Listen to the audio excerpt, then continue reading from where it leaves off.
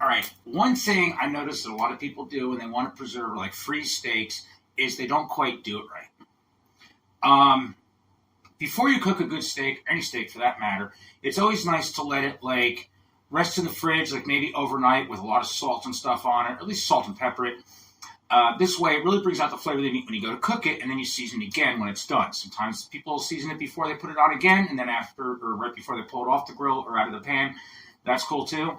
But when you're freezing a steak, a lot of times people forget about that first step of letting it defrosting. When they're letting it defrost in the fridge, when they're thawing it out the day before, or even if they try to cook it frozen, which really ruins it, they miss one critical step before they even freeze it to begin with. So what I do is I have 2 New York strips right here, and I'm going to eat one tonight, and the other one I'm going to freeze for a later time because there's no way I'm going to eat 2. But I'm going to do a quick one for you. One of the party mates ate one of my gloves. So this way you get an idea of what's happening here. So I have a vacuum bag ready because I'm going to vacuum pack one and I'm going to freeze another. So this one I'm not too worried about. Okay.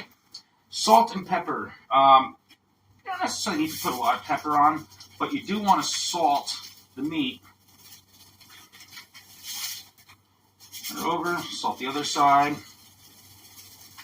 And what this does is it really seeps into the meat, especially at that last step of frosting it, if you do pull it out of the freezer to eat it, and you forget even like the night before or whatever. But why open up a vacuum bag just to salt something that you could have done before you put it in? So I'm going to go ahead and throw that one in there, and we'll let this, I'll salt this one too. Why not? And then this is just going back into the fridge for later. And I'm going to cook this up tonight on the grill. There we go. All right.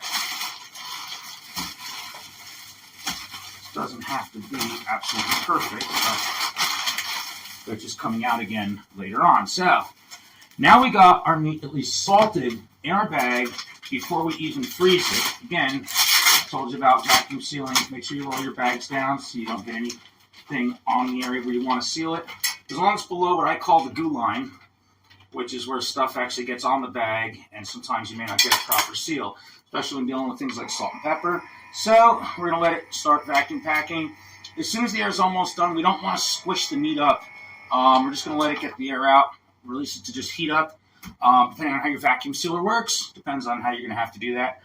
Right now, the salt and everything's already on the meat. When we put this in the freezer and we're ready to eat it at a future date, we just take it out of the freezer the night before, put it in the fridge, or even earlier that day, and then you don't have to worry about opening up the bag to get the salt on there.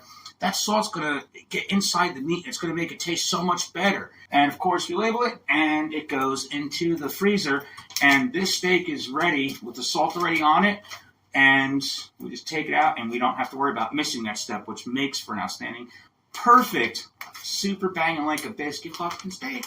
So this is a New York strip, and it's ready. Into the freezer we go.